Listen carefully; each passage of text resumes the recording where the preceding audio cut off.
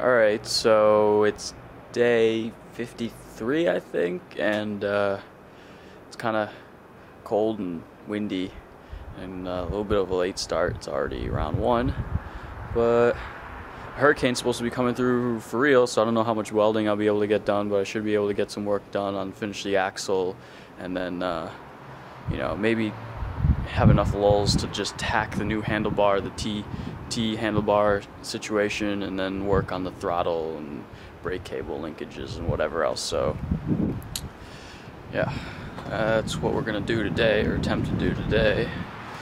And yeah, so I'm gonna run in here where it's really dark, where you can't see anything, and there we go, grab this whole situation. It actually moves. Junk, that thing doesn't even work. I don't know why I keep it around. Yeah. It actually moves and steers and drives and stuff.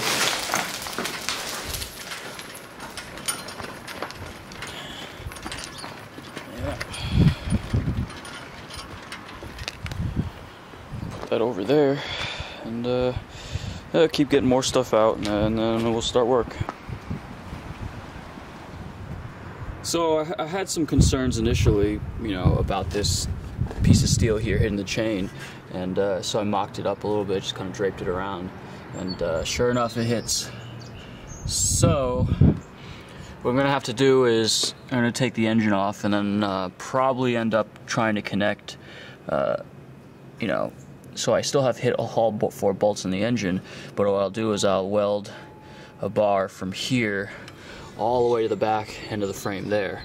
So the engine mount will kind of be like a T with like an extra side antler there, so like F with the T on it, and then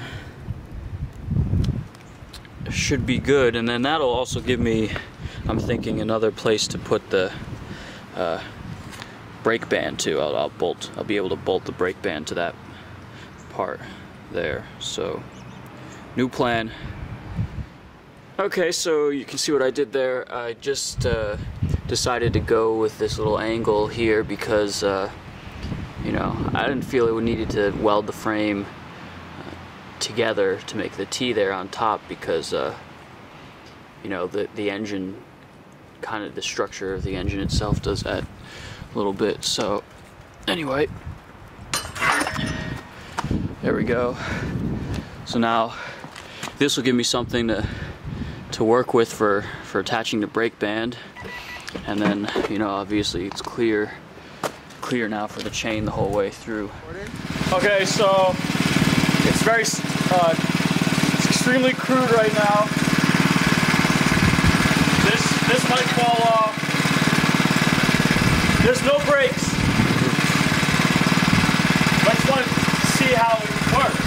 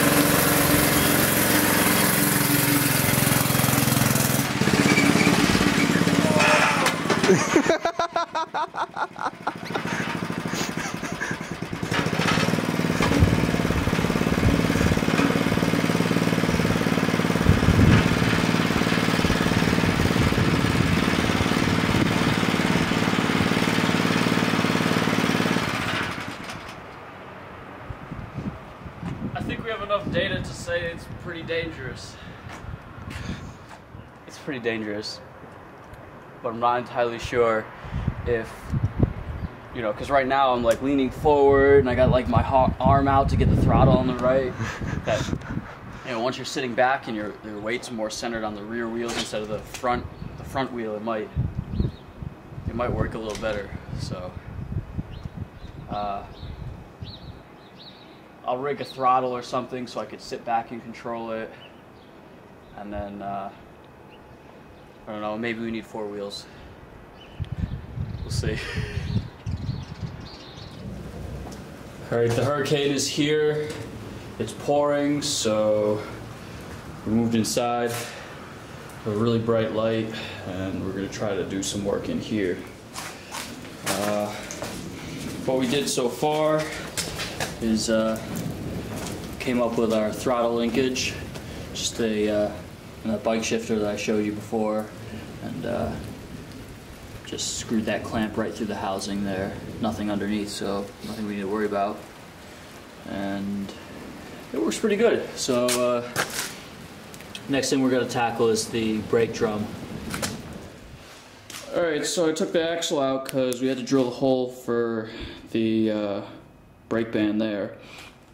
And we actually came up with a way to hopefully not have to use another one of these.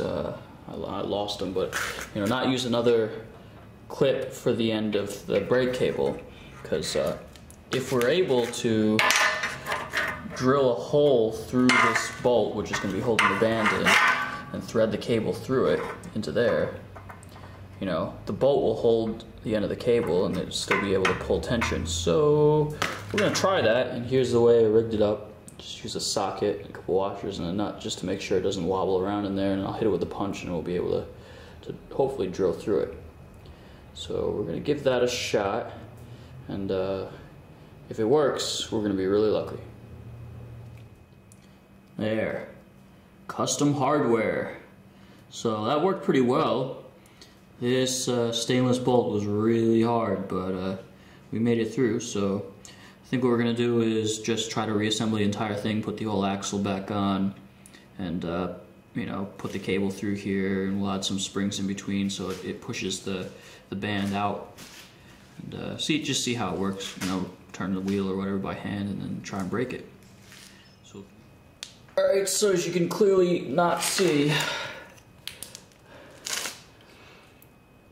All right. So there's the brake band and the drum and everything on there.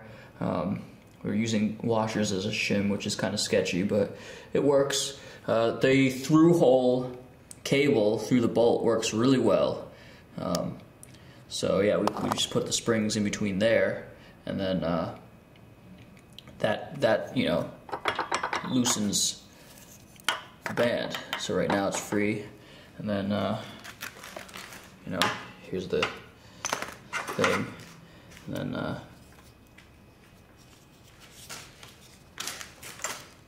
that tightens it, and you can see it move down there. So that's probably going to be it today. You know, brakes and throttle cable now. So things to do tomorrow. I need to find a set screw for that brake drum. I don't know, it didn't come with one, and I don't have one that works, so probably have to buy like an assortment and try a bunch until one works. And then it's just the steering. I gotta chop this whole thing off, and we're gonna come up and do T-bar steering, so that way, you know, one of the bars has the throttle there, and then the other one has, you know, the brake. And then we'll be ready for a more stable, hopefully, test drive. And if it's still, you know, falling over, because, you know, it was falling over because I was leaning forward, trying to like steer way out here, and then, you know, lean over the side and hit the throttle on the engine. So, you know, I'm hoping when I sit back, you know, further back in there, the center of gravity is going to be like right over the rear wheels, whereas when I'm leaning forward, it's probably like somewhere over there. If not, probably going to need 4 wheels, and that'll take some thinking and redoing, but anyway, we'll see, and we'll have to wait till tomorrow because it's really dark and I'm really hungry, and it stopped raining, hurricane's over, so I'm going to go back outside.